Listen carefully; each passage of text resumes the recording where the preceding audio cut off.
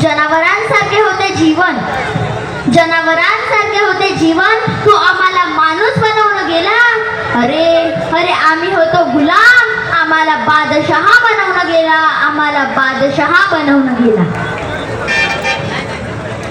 आदरणीय व्यासपीठ, माझ्या मित्रमैत्रिणींनो, मी संकल्प प्रियांका उमाशंकरजी देशमुख इयत्ता 4थ्या वर्गाचा विद्यार्थी आहे. सर्वप्रथम सर्वांना भीम जयंतीच्या खूप खूप शुभेच्छा. द प्रॉब्लेम ऑफ रुपी हा प्रबंध लंडन स्कूल ऑफ इकॉनॉमिक्स मध्ये DSCच्या पदवीसाठी सादर करणारे अमेरिकेच्या कोलंबिया विद्यापीठाच्या प्रवेशद्वारावर शतकातील सर्वोत्तम विद्यार्थी म्हणून ज्यांचे नाव कोरले गेले, ज्यांना सिम्बॉल ऑफ नॉलेज म्हणून ओळखले जाते, स्वतंत्र भारताचे पहिले कायदेमंत्री, क्रांतीसूर्य, विश्वरत्न, भारतरत्न डॉक्टर बाबासाहेब आंबेडकर. डॉक्टर बाबासाहेब आंबेडकर यांचा जन्म 14 एप्रिल 1891 रोजी महू येथे झाला. जातीभेदामुळे असंख्य झटके सोसत बाबासाहेब मोठे झाले. एके दिवशी ते जेवायला बसले व आपल्या वडिलांना म्हणाले, बाबा तुम्ही नाही जेवत? त्यावर रामजी बाबा म्हणाले, भीमराव तुम्ही जेवून घ्या, तुम्हाला अभ्यास करायचा आहे, आम्ही नंतर जेवू. भीमराव जेवण उरकून अभ्यासाला गेले. तेव्हा त्यांच्या लक्षात आले, मी जेवलो तेव्हा सर्व भाकरी संपल्या, आता माझे बाबा काय खाणार? त्यांनी रामजी बाबांना विचारले, बाबा तुम्हाला भूक नाही का लागली? त्यावर रामजी बाबा म्हणतात, भीमराव माझी भूक या भाकरीने जाणार नाही, तुमच्या ज्ञानाने जाईल. तुम्ही इतके मोठे व्हा, इतके मोठे व्हा की तुमचा मोठेपणा बघूनच माझी भूक जाईल, इतके मोठे व्हा. वडिलांच्या त्या भुकेसाठी भीमराव शिकले. बाबासाहेबांनी एकूण 32 पदव्या मिळवल्या. 32. शिक्षण हे वाघिणीचे दूध आहे, जो हे प्राशन करेल तो गुरगुरल्याशिवाय राहणार नाही, हे ओळखून बाबासाहेबांनी मिलिंद महाविद्यालय, सिद्धार्थ महाविद्यालय याची स्थापना केली. बाबासाहेबांनी मूकनायक, बहिष्कृत भारत, समता, जनता यासारखी वृत्तपत्रे सुरू केली.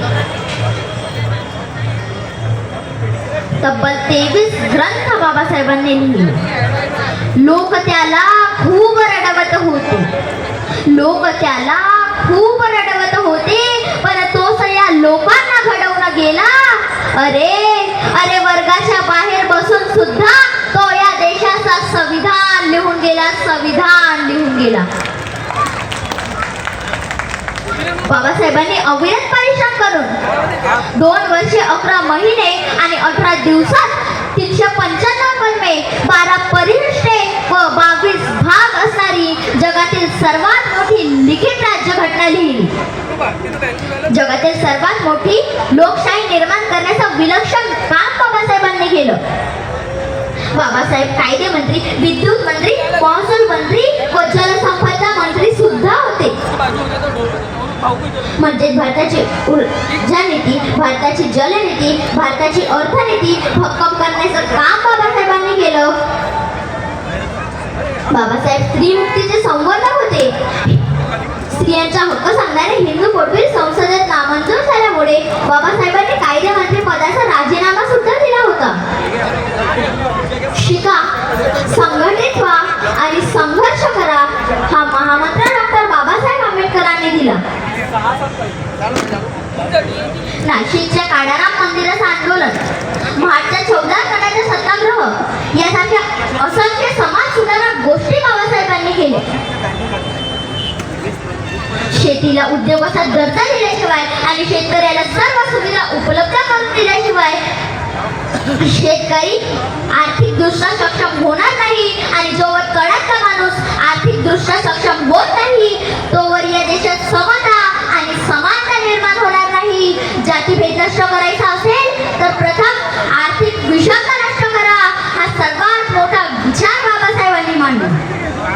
1935 मध्ये भरलेल्या अस्पृश्य परिषदेत बाबासाहेब म्हणतात, मी हिंदू म्हणून जन्माला जरी आलो असेल तरी हिंदू म्हणून मरणार नाही. आणि म्हणूनच 14 ऑक्टोबर 1956 बाबासाहेबांनी लाखो अनुयायांसोबत नागपूर येथे बौद्ध धर्माची दीक्षा घेतली.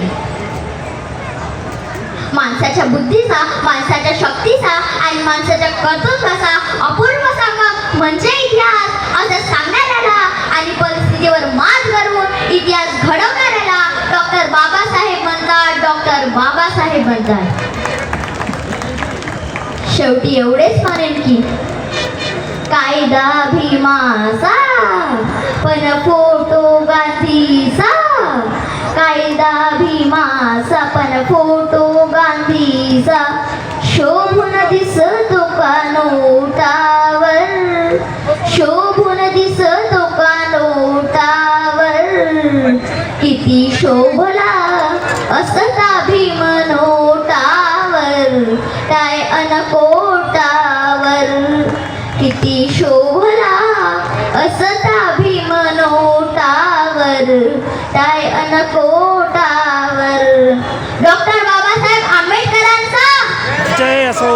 डॉक्टर